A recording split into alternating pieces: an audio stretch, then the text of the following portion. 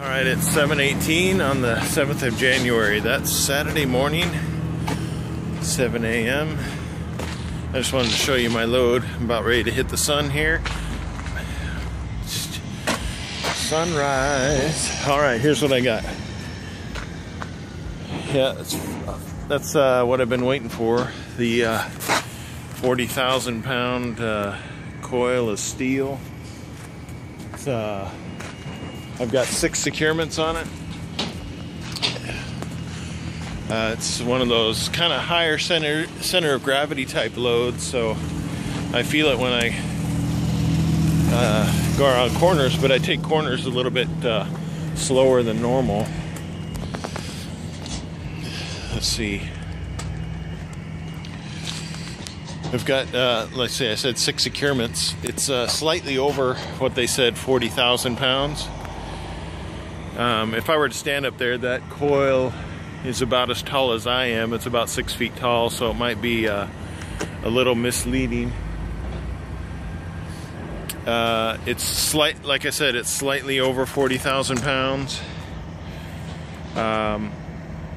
Each securement is good for up to 8,000. So technically, some might be thinking, oh, well, you can do 5 securements because 5 times 8 is 40,000.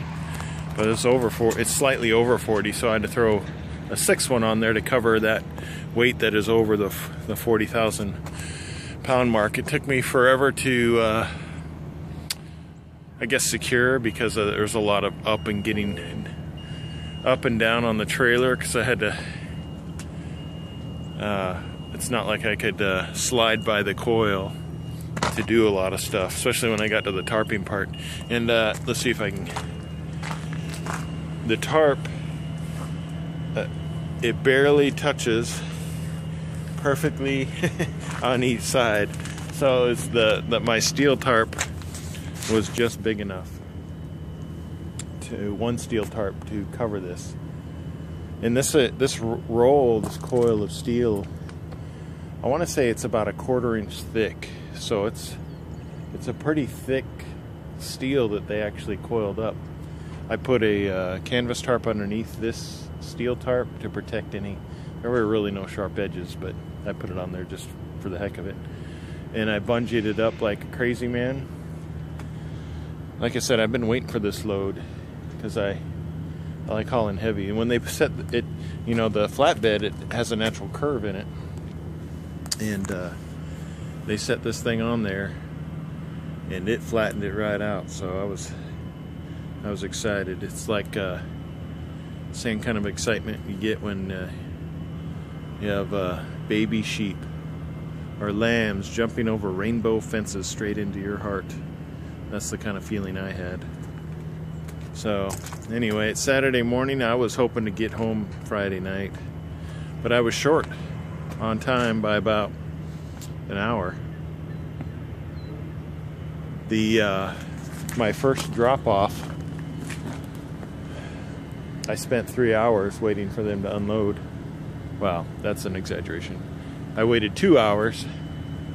I was completely backed into where I was the first one in line. I was just sitting there, everything unsecured, ready for them to come up and scoop it all off. And I sat there for 2 hours. Oh well. And then as soon as the 2 hour mark hit, they showed up, and it took them 30 minutes to do their thing. And for me to get my paperwork back, put it all in the Qualcomm and say, hey, I'm empty, give me a new load. And it took them a few minutes to give me a new one.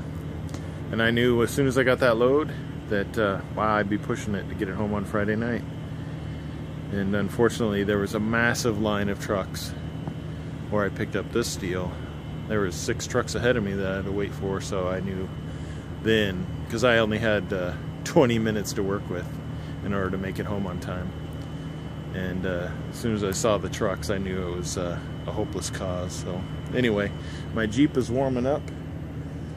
It's packed up.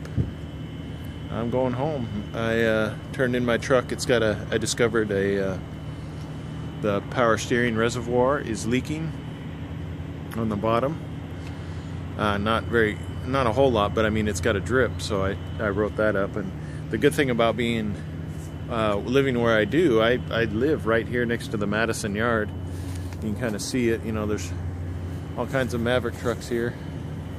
We're in a secure fence. There's the shop behind us, and a chain link fence all the way around it with an electronic keyed in gate, so my truck is secure.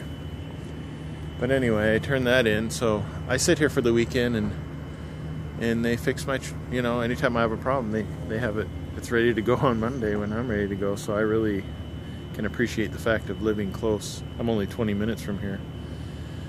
My wife and kids are probably still sleeping. Well, some of them. The other ones are on playing the Wii U or the PlayStation right now, or watching YouTube videos.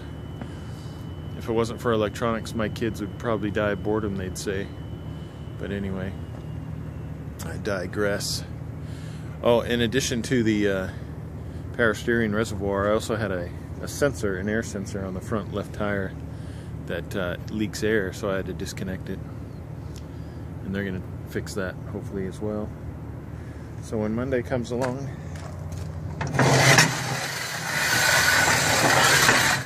had to move those out of the way. They're right on top of my tires, which can cause problems if there's a serious bounce. I don't want them to gouge my tires. Anyway, time to go home and get these videos loaded. Until next week, we'll see what this is the end of week 3. It's is it week 3? Week 2? Week 3? Time passes so quickly now at this age. I guess you could say that I don't track it really. So anyway, things are going well. We'll see if it continues and go from there.